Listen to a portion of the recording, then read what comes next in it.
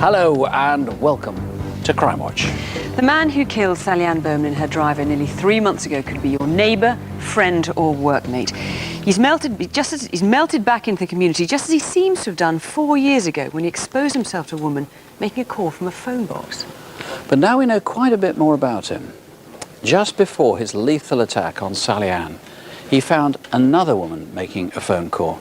Thankfully, she survived what happened. She's been able to describe how, astonishingly, the attacker apologised to her, even as he was bringing his knife repeatedly down on her head.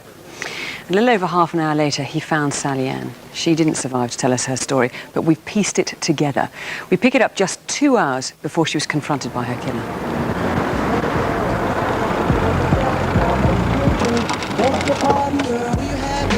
I must have mug tattooed on my forehead. Get in the car. Stop. Don't start. Come on. Freezing. Freezing? What took you so long? You are unbelievable. You know that. You are Why don't you get a cab like another normal person? What's the problem? Would you rather I'm not a understand taxi service, am I? I didn't say you were. Unbelievable. We started going out on Christmas Day 2 years ago, and our relationship was good, but we did have quite a few arguments in that because we were both stubborn and argumentative.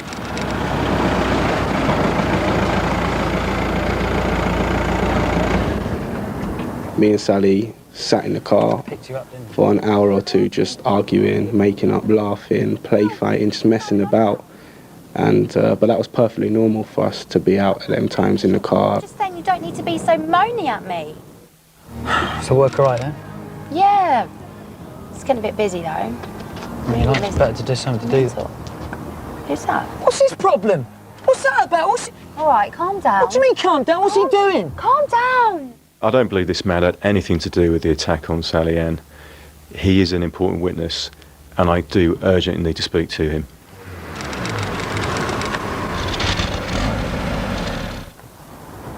I got out the car because I needed to get a better signal, and I crossed the road. I'm really sorry. I am going to make it, but the car's giving me real trouble. He looked normal. He looked a nice young lad. When I saw the knife, that's when I honestly thought I was going to die. Take it! Sorry.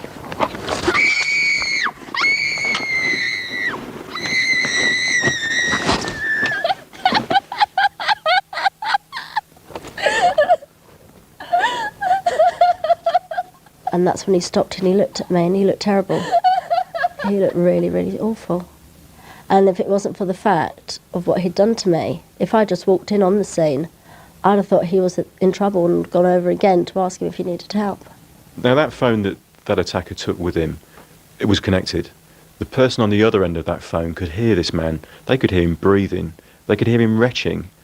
And most significantly, they could hear the screams of the woman who'd been attacked. Now, what's probably most bizarre and most interesting is those screams never got any quieter like you'd expect if the man was running off down the road. Now, that can only mean one thing.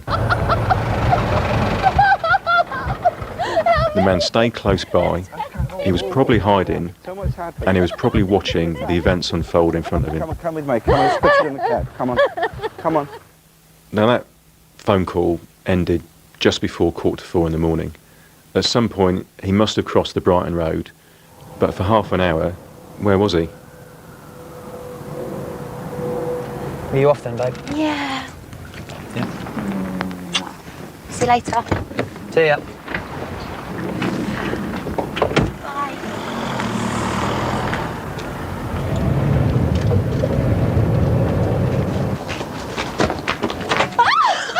Get off! Get off!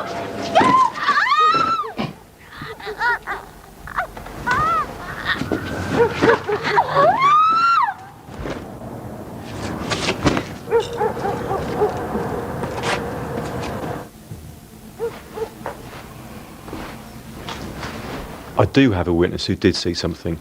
They saw a man walking down the street back to Sally's house a few minutes after Sally was attacked. I'm convinced that is the killer returning to the scene. He took a bag, he took some items of clothing, he took a phone. What did he do with that phone? Did he take any pictures with it? He also took the knife, and that knife has never been recovered.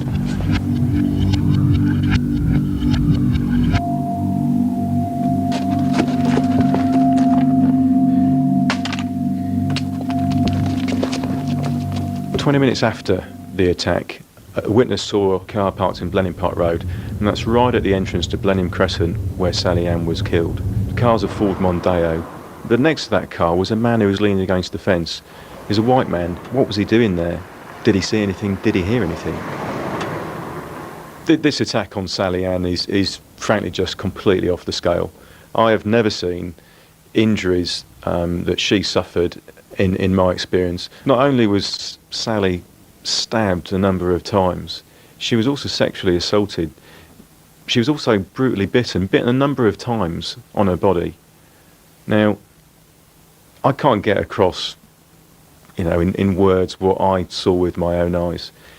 He's not just destroyed Sally as a girl, he's destroyed her future, and he's destroyed her family in many ways.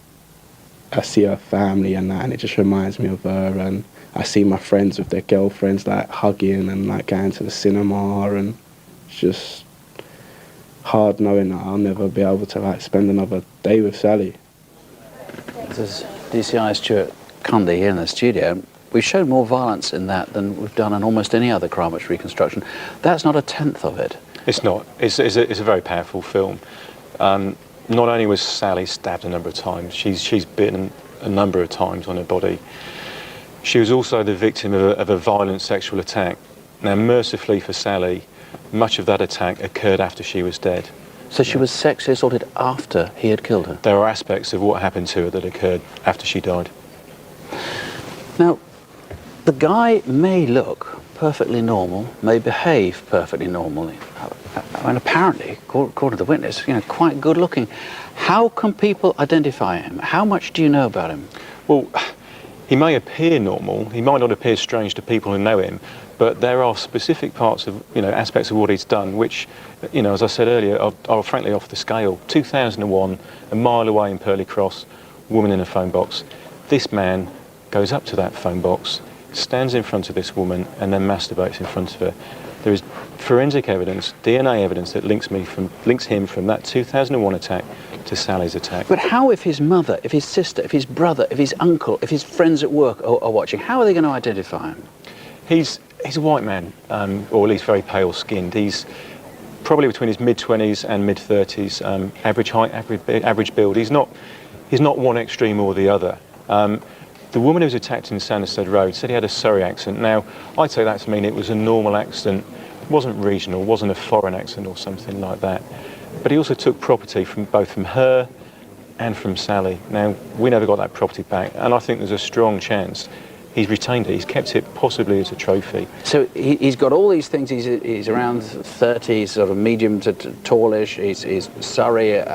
He dresses well, good looking, and secretive. He's got this sort of secretive. I think and of course, he must have been in South Croydon. Well, that's right. Area. 2001, Purley Cross. It's less than a mile or thereabouts to where Sally Ann was murdered. So you want people to ring in with anybody who fits that description in the South London area, even if they don't think whoever it is mad enough to do this? I would urge anybody who has any suspicion about someone they know, look at that video that's just been shown, look at how horrendous his actions were on that night. Phone in. Those calls you call into police or call in here tonight will be treated in confidence. I can easily eliminate any name that is given to me. Because you've got complete DNA? I have the DNA evidence. I can easily eliminate any person. Of course, he might look normal, behave normally. He might, of course, have some real psychiatric condition or a personality disorder, in which case he'd have come into contact, or may, with psychiatric services. He may well have. I retain an open mind to that. It may be this man has never been in trouble with police before. He may, to his close friends and family, not appear strange in the most common sense aspects of that word. Of course, it could well be, if he is suffering serious inner turmoil, and it can be wretched to have some sort of disease like the worst forms of schizophrenia. If it's someone who's watching, if you are watching, give us a call. A lot of people who can help, just call us here in the studio. Anyway, anybody who's watching can help in this. If you know anybody who fits that sort of description, even vaguely, easy to eliminate, as you heard, call us or call the Instant Room on 020 8721 4005. And if you've been the victim of a crime, this has been bringing it all back home to you, want to talk to somebody, you can always ring victim support on 0845 30 30 900. Now, proof that Crimewatch gets results is plain to see after last month's programme. We featured the 5-year-old double murder of Andrew Robb and David McElwain, aged 19 and 20. They were both stabbed to death on the Drummuir Road near Tandragee in Northern Ireland. As a direct result of our appeal, 2 men have been arrested and charged with their murders. Bob Singh was beaten to death while queuing at a takeaway last year. Following the appeal we did in April, Merjan Samaj has now started a life sentence for murder. Judge Clement Goldstone paid tribute to Crimewatch for our part in helping to bring him to justice. 3 other members of the Albanian gang are still wanted in connection with Bob's murder. They are Emijan Husey, Alfred Curti and Artan Husey. If you've seen them, call 0500 600 600. Thanks to others callers to Crimewatch, we've quite a lot of other good news to tell you later. For now, though, I can report Crimewatch's fastest ever result. Martin Nicholas Toms was arrested during last month's programme, in fact within minutes of his picture being shown. He's since pleaded guilty to forgery and deception. Still to come, the risks that women face when getting into an illegal minicab. A very determined young woman tells us how her driver delivered her into the hands of rapists. I think it was just back there that we were supposed to take the turning off. Can you just stop the cab, please? Can you open the doors, please? Can you just unlock the doors, please? With extraordinary tenacity, the survivor of that double rape has resurrected her schoolgirl drawing skills with these impressions of her attackers. More on them later. The shooting of WPC Sharon Beshanivsky in Bradford 3 weeks ago shocked everyone. Yesterday, police arrested Muzakkar Shah. They also arrested an unnamed 23-year-old. One man is still wanted in connection with Sharon's murder. He's Mustaf Jama. We were in the West Yorkshire Police Incident Room yesterday. We're actively seeking Mustaf Jama, who's 25 years of age. He's associated to people living in Sheffield, the West Midlands, specifically Birmingham, Leicestershire. He also has lots of connections in the London area as well. I would urge viewers from Crimewatch to think about the incident that's taken place on Friday the 18th of November. 2 unarmed officers have been shot on a Friday afternoon in the city of Bradford. That could be you, it could be one of your children, it could be one of your family. This is indiscriminate murder. PC Beshanevsky's family are clearly traumatised by what's taken place. Not only has Paul lost his wife, the children have also lost their mother. They're devastated. PC Milburn's obviously been through quite a traumatic experience herself. Not only has she been injured, she's also seen one of her close friends and colleagues killed in front of her. I would urge anybody who has any information to have the courage to come forward and allow us to get those responsible brought to justice. And police tonight warn anyone considering helping or hiding Mustaf Jama, action will be taken against them. There's a £90,000 reward. Call us here in the studio, and you can now text us too. The number's 83199. Begin your text with the letters CW for Crimewatch and then your message. Now, Detective Constable Rav Wilding's roundup of criminals caught on camera. And we start down the pub well after last orders. It's the middle of the night, and these landlords in Sidcup have 2 armed robbers wreaking havoc in their pub. They want cash. The woman's kept at knife point inside. The man's forced back into the hall outside. The pair empty safes of £600 and make the getaway. They don't put a foot wrong until one falls flat on his face. Trip them up again if you know their names. Early morning, Farringdon Station, and this guy's looking for trouble. A man tries to pick up the water he's dropped. Our man picks a fight with him. He trails him through the barriers into the ticket hall and punches him to the floor. He inflicts a broken nose and fractured eye socket. The victim needs 15 stitches.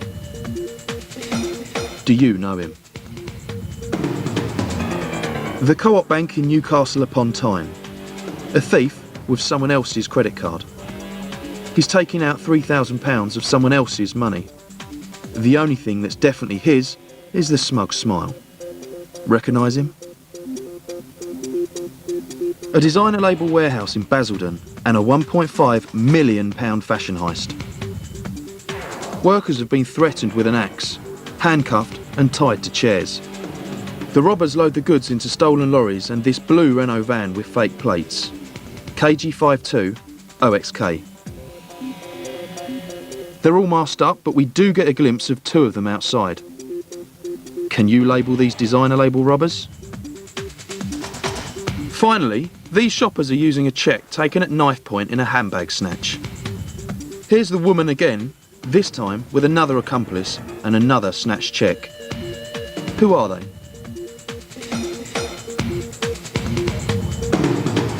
If you can help us snatch any of that lot, call us now. The number's on your screen. Who hasn't daydreamed or fallen asleep on a bus and missed their stop? Normally that costs you no more than a bit of time, maybe a bit of money. But on the 30th of July, it may have cost Simon Pearce his life. It's 3:20 in the morning, and Simon's night bus pulls up at Rushy Green in Catford in southeast London. Two men cross the road and hang around the front doors just as Simon gets off. He's forced to walk between them, and as he moves behind the bus and away, they follow him. Some way across the road, they punch and kick him to the ground, leaving him lying, bleeding in the bus lane. Simon never regained consciousness and died 13 days later. Okay, and you're Simon's cousin. He was a mental health nurse. Tell us a bit about him. What was he like? Well, Simon was a very caring individual, as is evidenced by his profession as a mental health nurse. He was also a very fun-loving person. He loved going out. He loved enjoying himself, going to pubs and clubs. He was adopted into a family some 40 years ago who very much cared for him and wanted him, and he's very much missed by us all, and we really can't understand why all this has happened. When was the last time you saw Simon? I last saw Simon at his father's funeral in Malton in Yorkshire early this year, little realising 2 months later I'd be back in the same church, in the same crematorium, attending Simon's funeral. Well, Tim, this attack, it only lasted a few seconds, but it was ferocious, enough to kill Simon. He died a couple of weeks later in hospital. What do you know about the people who did it? We're looking for two suspects, the ones you have on the images. Two young men, late teens, early 20s, both black men with short haircuts. One at the time was wearing a light-coloured top with light-coloured trousers. The other was wearing darker clothing, possibly a hooded sweatshirt. They followed Simon away from the bus and across the road. And they were seen hanging around at a takeaway earlier on, weren't they? That is, and the images that we present first are those with them eating a takeaway meal. There are a couple of witnesses you think could help. I mean, we can see that actually there were quite a few people around, even though it was in the small house, but there's two particular witnesses you want to get hold of. Yes, there are two people who come down an alleyway from basically the McDonald's on the Catford Island site, and they turn left, head down towards the bus stop, the N36, where Simon was getting off the bus, at the same time as his two assailants were there. And they passed very close by, and they may well have seen or heard something that started this whole incident. And there's a black cab as well, someone who was driving a black cab you want to talk to. Yes, there is. There is a black cab that came around the South Circular and headed towards South East London, North Kent. And the driver, as he comes round the corner, or she, puts the brakes on, and they clearly must have seen what was taking place, either to brake to miss Simon and his attackers in the road, or to have seen the attack taking place. Well, it was a horrific attack. I mean, it may have been a homophobic attack. We can't be sure. I mean, Ken, how important is it to you to find out who did this? It's very important to me and to the family to have closure on this for Simon's sake. We need to find out who did it and why, and in case these people do it again to somebody else. Of course. Well, thank you both very much. The Met are offering a £20,000 reward leading to a conviction on this. Call us here in the studio or call the incident room on 020 8721 4054. Now a cautionary tale. You've had a night out, a few drinks, you want a taxi home. That's when it's tempting to agree a price with any of the thousands of illegal so-called minicab drivers waiting for clubs and pubs to empty. And that's what young women do often. That's what the young woman we're about to hear from did. Of course, she expected to be left outside her own front door. Instead, she was left at the mercy of three men.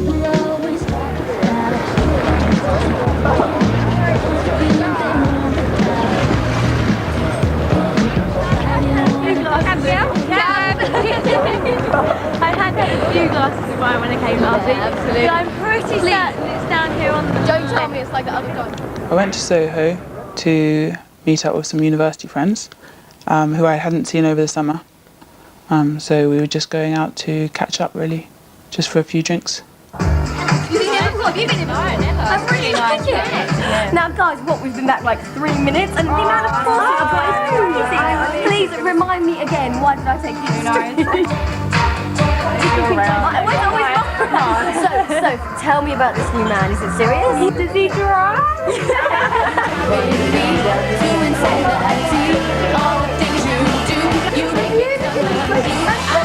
I've got a lecture in the morning. I've got to get up. Okay. You'll be right getting home? Yeah, sure. I'm going to cab. Give us a text and get back. Of course I will. Take care. I left early because I was quite tired. Not that early, but I left before the rest of them.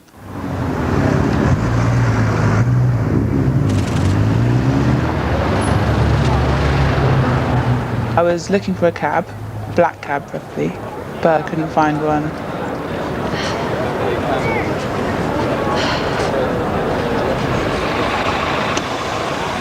Minicab? How much to the Blackstock Road? £5? Yeah, cool. I remember thinking that the price was really low, so I got a good deal. I felt that he was a perfectly normal taxi driver. All right, babes? Yeah, thanks. So you had a nice night? Yeah, just catching up with some friends I haven't seen for a while, so. Nice. So you go to that club a lot? I've not been to that one before, but it was really good. Yeah, I liked it.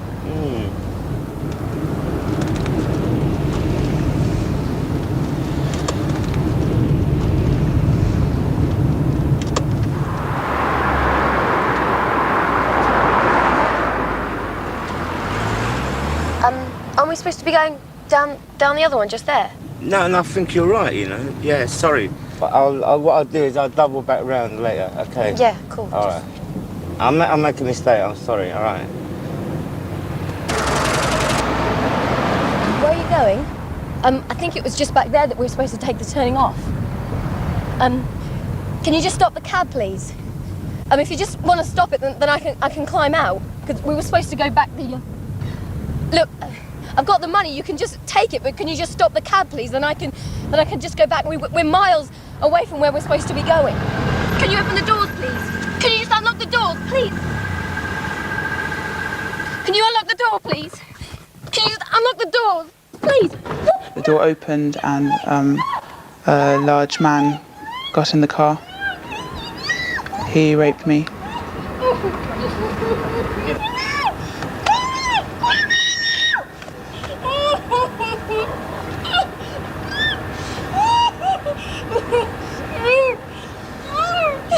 He got out of the car, and as I was trying to get out, another man got in, pushed me back.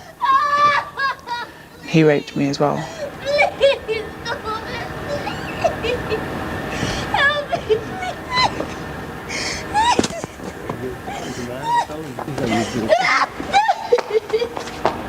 So I scrambled out of the car and then ran.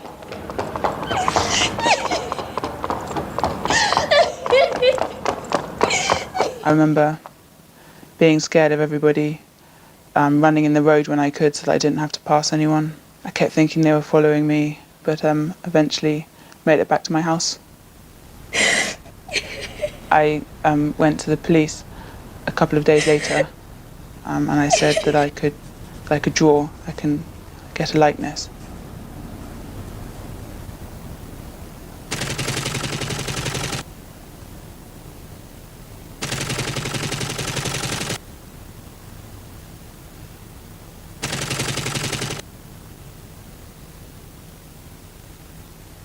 I originally started drawing to help with the investigation, but I found that once I got the first man down on paper and I sort of got that image from my mind, he wasn't so scary anymore. He was just a man. The effect has been huge, and it feels like it's almost growing. I have trouble sleeping. I get horrible nightmares. The fact that I haven't told people has meant that I haven't been able to be honest with them, so it's affecting my relationships with people as well. If I can help find these men and stop it from happening to other people,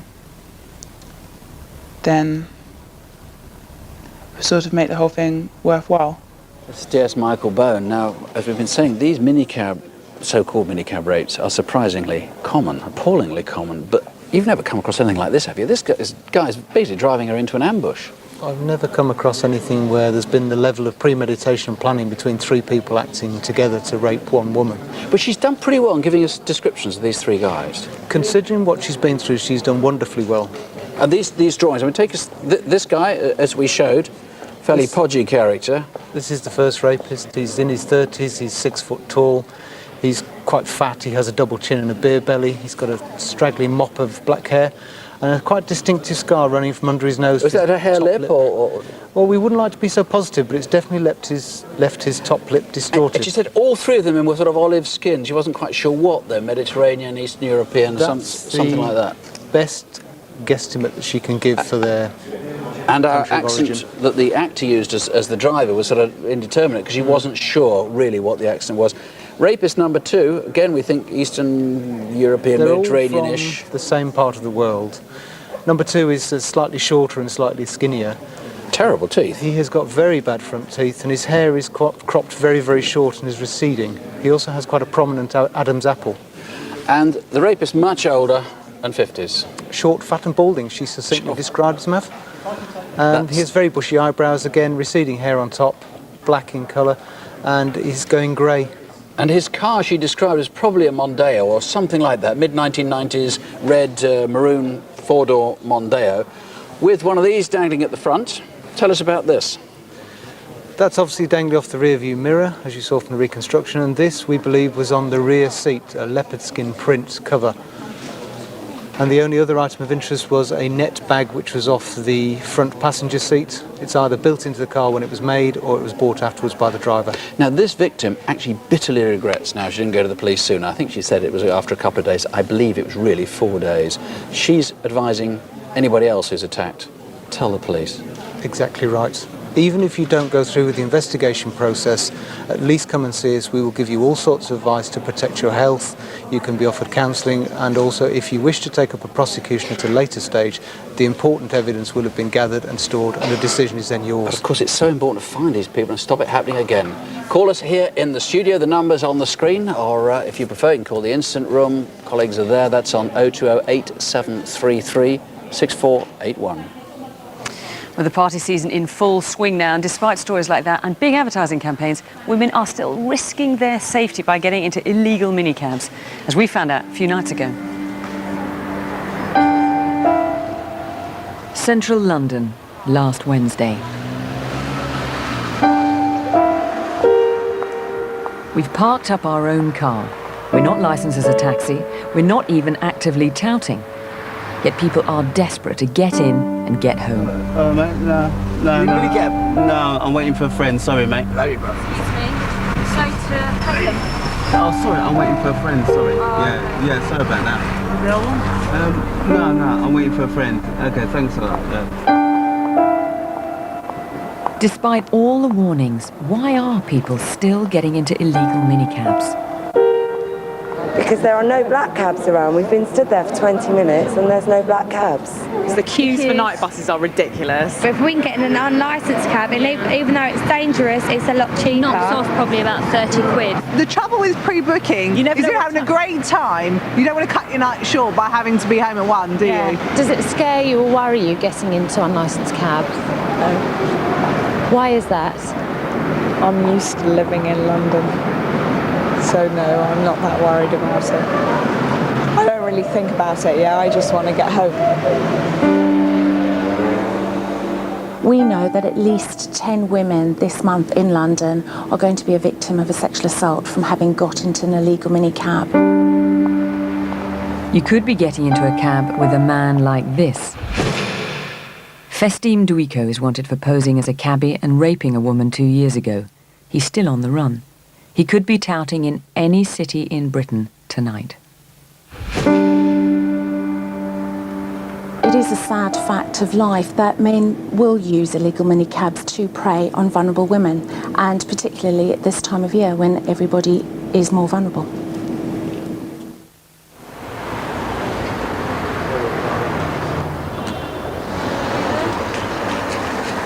We've got a female officer and a male officer standing right on the corner of Regent Street, Heddon Street, looking into oncoming traffic in the hope that somebody will pick up on their perhaps desperation and come over and tempt them.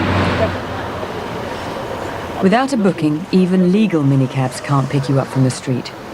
You can only hail black taxis, or in some cities, licensed hackney cabs. A lot of the cars are less than desirable, no MOTs, they're certainly not insured. If you think of the smallest offence, no insurance, well, that's a big offence if they have a smash on the way home. Don't know whether we've got one there. We better be ready just in case. Yeah. How much Victoria? Victoria? Yeah. Tenner? Yeah. Lovely old job. Okay, mate, cheers. Right, jump out here. We've got to watch the old car. Shut the doors, though. Turn off the ignition. Police officer, turn off the ignition. Just around the road, mate. Just follow my colleague over here. Keep out of the way, traffic, right. I've got nothing, no knowledge of his previous. Obviously, they were running checks while he was at West End Central, and we'll glean something of his background there. Certainly, he's going to be charged with touting and no insurance. You understand why you've been arrested? Okay. Come and sit in the back of this vehicle for CIA. We'll get you taken back to the station. Despite these very public arrests, the touts keep coming. Hello, sir. Can you come in? Is it in park, is it? You're under arrest for taxi touting. Yeah, what's happened? Driving recklessly. Yeah. Causing endangerment of me. Do you understand? Yeah. Excellent. Open the door. It's the police. Some are not best pleased. Why are you using the force? This is very ridiculous. Oi. What do you think you are doing? Arms and it's easy. No, it is hard in my hand. Some come peaceably, some don't. I mean, some can be violent. Why are you using force with me? Sir, calm down. You're going to West End Central Police Station, okay? I go everywhere. Okay, I didn't say no. Sir. Okay, calm down. I would say, despite the age of that fellow, he still had to be handcuffed. Unknown risk. That's it. I mean, that's the way we have to play it, because we're not dealing with known quantities. The drivers arrested that night had 15 previous convictions between them. Disqualified driving, driving illegally on a provisional licence, no insurance, deception, and one who jumped bail. If there is anyone out there that's still considering using an illegal minicab, all I would say is please don't. You can't tell from looking at the taxi or the taxi driver whether or not he's okay. So don't take the risk, basically. It's not worth it. It certainly isn't worth it. Deputy Assistant Commissioner John Yates, I mean, 10 women a month in London are raped or seriously sexually assaulted by illegal minicab drivers. I mean, the good news is it's better than it used to be. It used to be 18 a month back in 2002, so you're certainly having some effect now. But why is this such a major problem, not just in London, but in our big cities? A lot of it is market forces. There simply is, there's a big, rich target audience in the major cities around the country, particularly London, and people perceive there is a need to use these type of cabs, and they oughtn't to do so. I mean, the thing is, you wouldn't get in a car, in a strange man's car, would you, in any other circumstances? But I guess people are out late at night, they want to get home, they don't know how else to get home. I mean, 10 women a month, as we say, raped or seriously sexually assaulted by illegal minicab drivers. You think it could be more, though, don't you? Because it's very underreported. Well, the whole rape is an underreported crime. We reckon perhaps only 1 in 5 are reported. Some people say as much as 1 in 10. And these sort of crimes are certainly underreported. And it's a grave concern to us. So what more can you do, are you doing, to get these people off our streets? Well, we're doing an awful lot, as you've seen from the film there, a lot of enforcement activity and a big prevention campaign in terms of cinemas, leafleting, in terms of know what you're getting into. You wouldn't get into a stranger's car. You wouldn't get into a stranger's car which you knew was uninsured, unlicensed and unroadworthy and may contain a sexual predator. I mean, the thing is, I suppose, don't go out if you don't know how you're going to get home. Yes, that's the advice we give. We don't want to be killjoys. We want people to have a good time, but look after your friends, plan your night out and plan how you're going to get home before you do, and use a licensed minicab or a licensed cab. OK, well, John, thanks very much indeed. And incidentally, I just want to tell you that on the Sally-Ann Bowman case, we've had an amazing response so far. It's very early on, so we've had over 100 calls. 30 names are now being fed into the inquiry. Keep those names coming if you have any more information on that case, but so far we're getting very good information. Now here's DC's Jackie Hames and Rav Wilding with this month's Wanted Faces. Just a reminder of that illegal minicab driver wanted for a rape in East London 2 years ago. He's Festim Duiko. He'd been earlier deported but has now found his way back into Britain. Last April, a 16-year-old girl called on her brother in Rotherham. No answer, so she knocked on his neighbour's door. 2 young men dragged her into the flat and both raped her. DNA evidence connects 19-year-old Mohammed Ahmadi to this crime. He's from Afghanistan and since left the area. Have you seen him? Vitalius Kovalevskis is an illegal immigrant travelling on a false passport. He's wanted on suspicion of forgery and people smuggling. He's in his 40s, about 6 foot tall, and may now be using a different identity. 30-year-old Craig Blanchard should be in prison right now for drug dealing. He didn't turn up to his trial last April, and in his absence, he was given 8 years. He's 5'11" from Manchester and sometimes goes by the name of Leon Lane.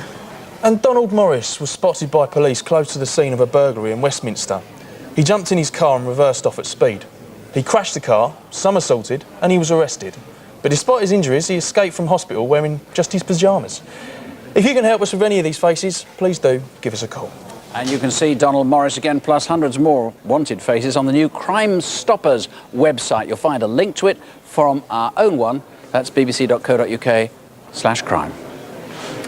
Alexandre Marques was Portuguese, a 61-year-old gay man who lived here for 11 years. We say was Portuguese because although he was a creature of habit, no one's seen him for the last 8 weeks. Now, D.I. Guy Ashley, his disappearance is so out of character, you think he's been murdered, don't you? That's correct. When was he last seen? He was last seen on the 16th of October by a neighbour. He was supposed to make an appointment at 9 o'clock that night. He has not been seen of or heard of by either friends or family or work colleagues since. Totally disappeared. Now, the important thing is his coat's missing. Correct. His passport's missing, his keys are missing, his Cashpoint card is missing, and in fact you've got CCTV of someone using his Cashpoint card later on. That's right. 2 days after Mr Marques was last seen, and between the 18th and the 23rd, over £1,800 has been drawn from his bank account by, it looks like, the same man. This man is in his late teens, early 20s, and the CCTV imagery we have here is of the Willesden Green and Cricklewood Broadways area. He's wearing some fairly distinctive clothing. It looks like some type of designer streetwear. It's got dark trousers with red writing on the sides and a reflective or light patch on both the inside and the outside of the lower leg. That's the kind of white flash we can see at the bottom of the CCTV there. But it's important to say, although you believe Alexandre Marques has been murdered, we don't know that is the person who may have murdered him, but in some way he is directly or indirectly connected with Alexandre Marques' disappearance. If that is the person that has murdered Mr Marques, then clearly if anybody recognises him, we urgently need them to put a name forward. However, it may be that that individual has received Mr Marques' cash card not knowing the history behind it. If that is the case, I would suggest it's very much in his interest to come forward tonight so that he can be eliminated from what is a murder inquiry. And other clues are in the keys that were taken from Mr Marques' flat. There's 2 keys. They don't look particularly distinctive on their own, but looking at the first one is a JCM key. When you look on the reverse of it, it's got a unique identifying number, C634/27. There's another key, Yale key, and the identifying number again on that is BE8/14. Now, these are unique to him. There's another clue as well, because there was a car that was seen in the area at the time, wasn't it? A Ford Escort? It was a Ford Escort car. It's around about 4:20 a.m, a few hours after we've last heard of Mr Marques. It's around about on the 17th of October. And as can be seen from the CCTV, it's a fairly distinctive red Ford Escort. Experts have told us it's one that was made between 1990 and 1999. We don't believe that vehicle is resident in Clamricard Gardens, so it's either a minicab or somebody who could be dropping off or coming or going. If that person is watching tonight, please, we need to eliminate them from this inquiry. But do you think Mr Marques was killed because he was gay, or was he just killed for his credit cards? What do you think? I don't believe the motive for his murder is purely because of his sexuality, but I do know that there are incidents within the West London area where gay men have been befriended by young men on the pretense of, or what has ended up in, they've been violently attacked and their credit cards and their PIN numbers have been obtained from them. That's one of the lines of inquiry in respect to Mr Marques. What I am also aware of is that for reasons of discretion or otherwise, sometimes these offences aren't reported to police. And I would actually make an appeal, direct appeal to the gay community tonight. If there are men out there that have been attacked in similar circumstances where they've had their PIN numbers and their cash cards taken, please contact us tonight. We desperately need their information. OK, Guy, well, thanks very much for that. Please call, as you say, if you have any information about Mr Marquez's disappearance or his last movements. The number in the studio is 0500 600 600, or you can call the Instant Room on 020 7321 9251, where there are liaison officers for the gay community alongside Portuguese-speaking officers. And our website, incidentally, has links to support groups who can also help.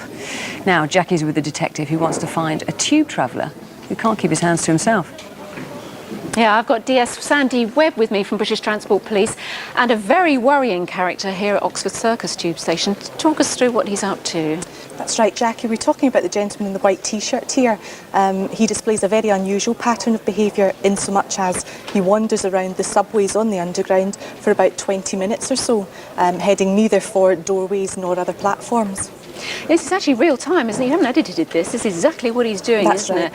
He's just going down the stairs now. He actually picks up a lady, or follows a lady in a yellow T-shirt, which we're about to see. Here she is. That's right. He seems to target. He seems to target her as a potential victim and follows her down the stairs. He tells her that she's got something wet on the back of her T-shirt, which we believe he's put there, and then tells her to remove her T-shirt, which she does. He then takes the opportunity to sexually assault her by placing his hand inside her dress, using explicit language as he does so. I actually saw that just there, and this explicit language is all the way through, isn't it? Absolutely, He's constantly talking to That's her. right.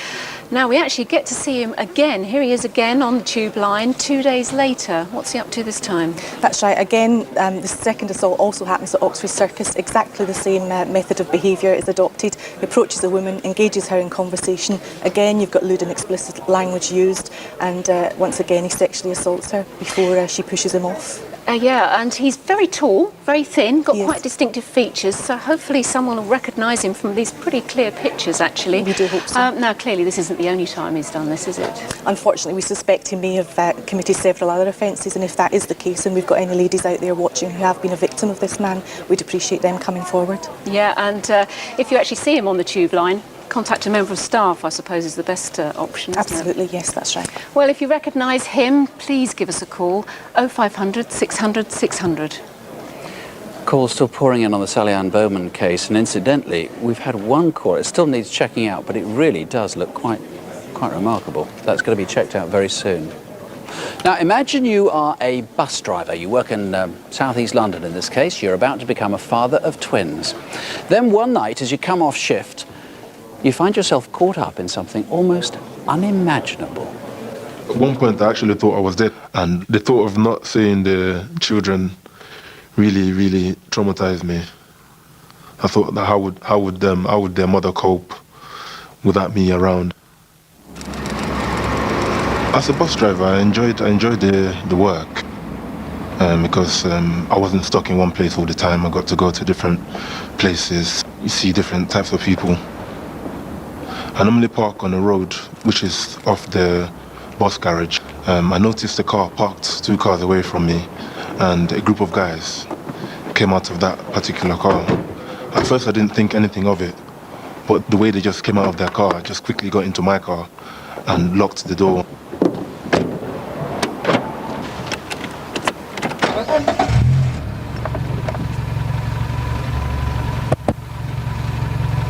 Got time, mate? At that point, I panicked a bit, and I looked at his hand, and he seemed to have a watch on, so I knew that he didn't really want the time, that it must be something else. Get him! Get him! Get him! Get him! Get him back! Get back! Get him back up! Get him back! Get him back! Stay in the back. Stay down. Stay down. Let's go. Hold him, mate. At this point, I thought that they were just after the car, so I told him, well, you can have the car, if you want, and I wasn't sure what was happening at this point. You're right, yeah? Sit tight, yeah? It'll be a long journey. Yeah, boss, we're going. We're taking him now. Wait, hold on. He put me on the phone to the person that he was talking to, so I assumed that this is the person that must have sent them. I can't remember quite well what I said to him or what he said, but I think he was saying something about he's not going to let me go and that I'm going to be laying in a casket. Hey, hold on to this, yeah? Cool. Hey, watch him over that there. I was really frightened for my life. I thought that they were just going to shoot me there and then and dump me somewhere. Next thing I remember was they told me to come out of the car. I got the opportunity to see that where they were taking me to was like a basement. So at this stage, my thought was that they were just taking me down there to kill me. Bet you didn't thought you was gonna come here now, did you? Hey, bullet. Not for you. Silent. Look upon him, man. Helpless now, innit? Look upon you. Pussy. They were still in the room because I could still hear people breathing in the same room, and I managed to loosen my hand, and I got my leg free as well. And before I got up, I made sure I looked to see where the door of that particular room was so that I could quickly get out, because I wasn't sure where the front door would be.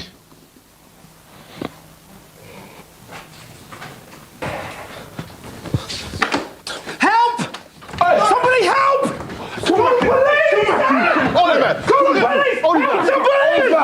I thought that I was definitely going to get killed now because I tried to get away. Where do you think you was gonna go? Nowhere. Huh? Nowhere. Get the iron.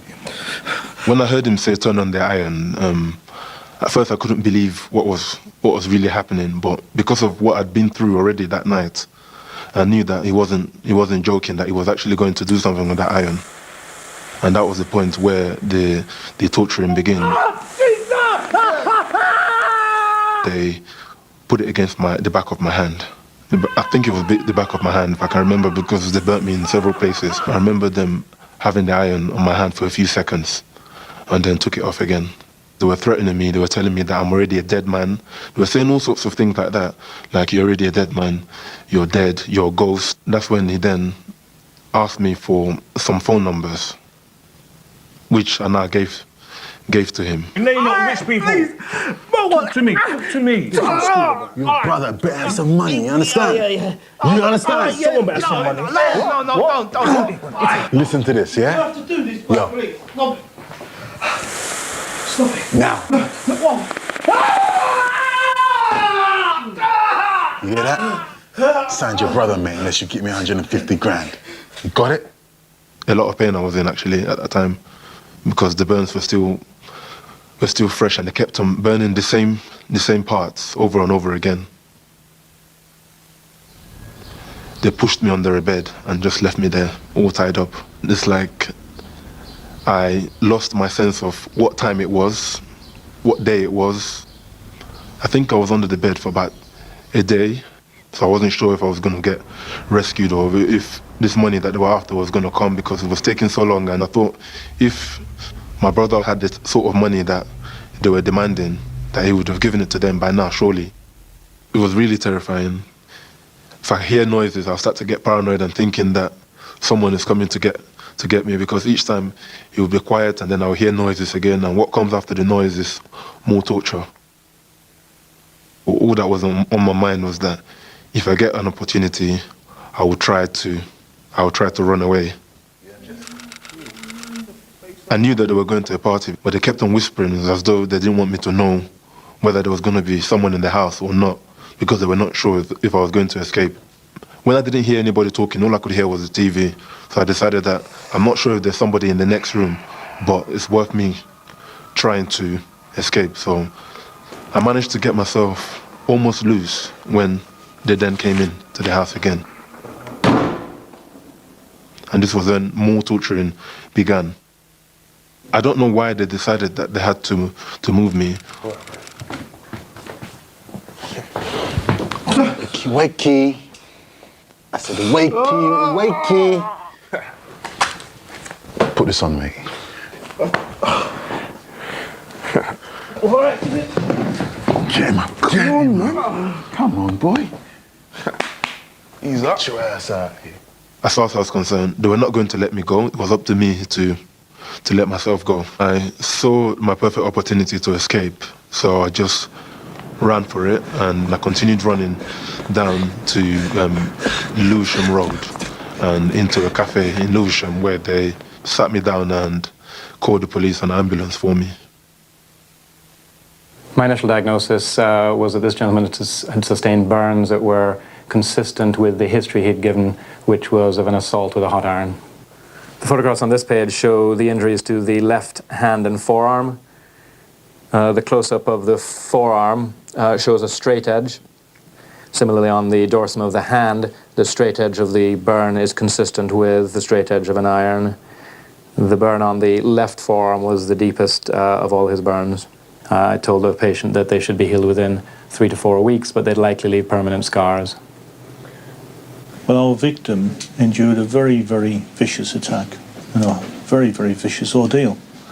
If he had not escaped, I feel that we may actually now be dealing with a murder inquiry. The whole thing has really just changed my life. I don't have a car, I don't have a job. I've had to move from where I was staying before, from the people that I used to be around. So basically, the life that I had was normal before had just changed. So I'm having to start again, start a new life again because of these people.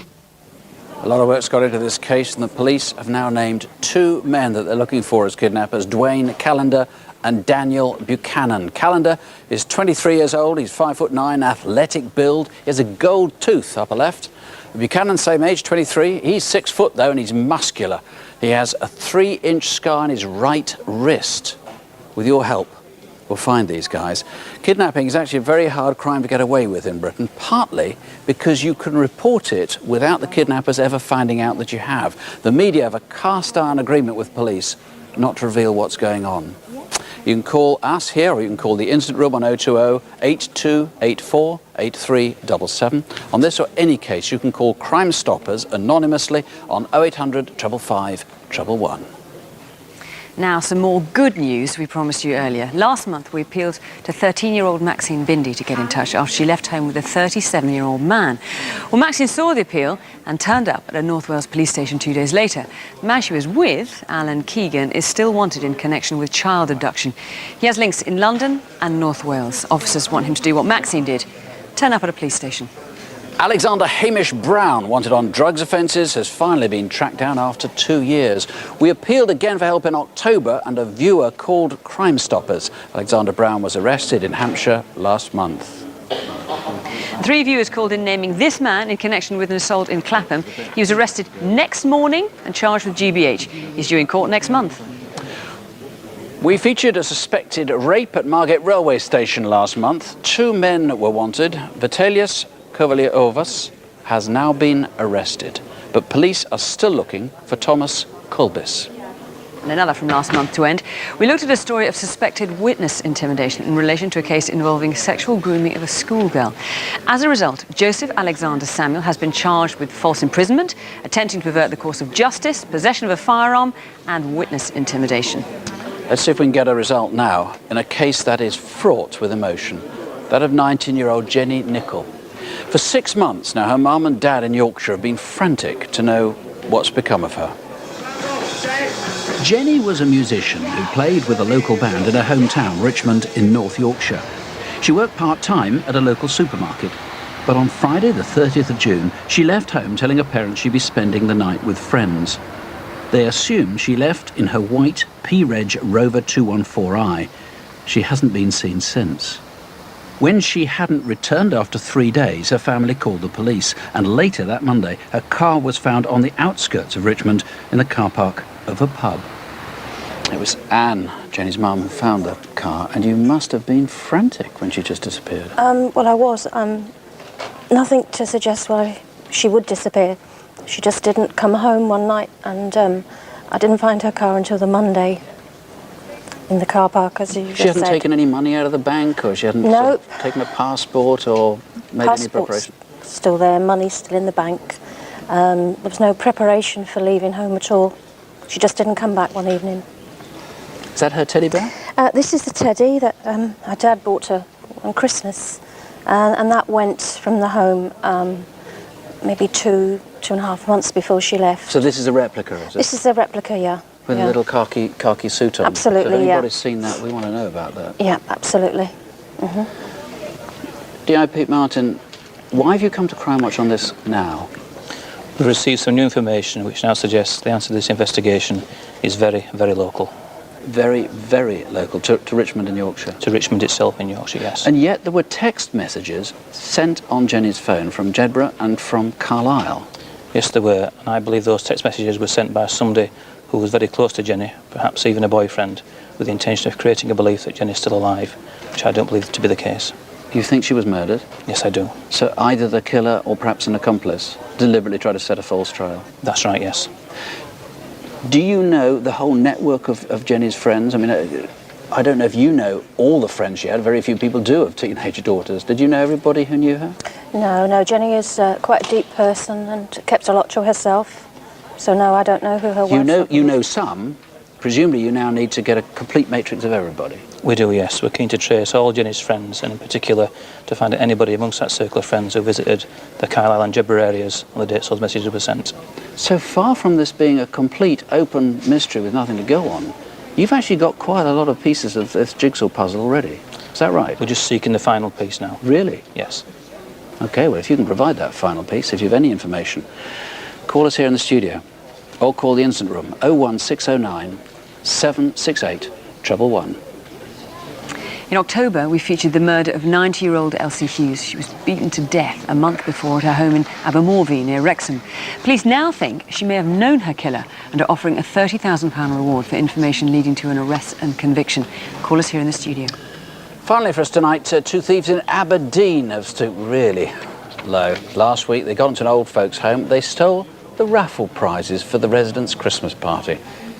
They also stole a Santa mask and hood, which one of them was seen wearing just after the burglary. So if you've seen an Aberdeen Santa with a sack of goodies he shouldn't have, give us a call in the studio. Let's hope the residents of Grey Court in Maastricht and Aberdeen still manage to have a happy Christmas. You too. Come back to that in a moment. Rav. Right, we really have an excellent response to the Sally Ann Bowman murder. We've had over 130 calls and rising all the time, which is an excellent. We've had several names given for the attacker, but what we really want is to know why you think it's him. Is it his appearance? Is it his behaviour? Is it just where you've seen him from? We need to know that. We've got the incident room up on your room numbers on your screen now, or the office number here. The team are standing by ready to take your calls. If there's any doubt in your mind about it being him or not, give us a call. We can quickly rule out an innocent person. And you can find the details of all tonight's cases, of course, on our website, bbc.co.uk/crime. Our phone lines are open until midnight tonight, then from 7:30 until midnight tomorrow. And we're back after the news with Crimewatch Update at 10:35 later in Wales. Join us if you can. Crimewatch next month is on Tuesday, 31st of January. Meantime, from us at least, a very happy Christmas, Happy New Year. Whatever happens, don't have nightmares. Sleep well. Good night. Good night.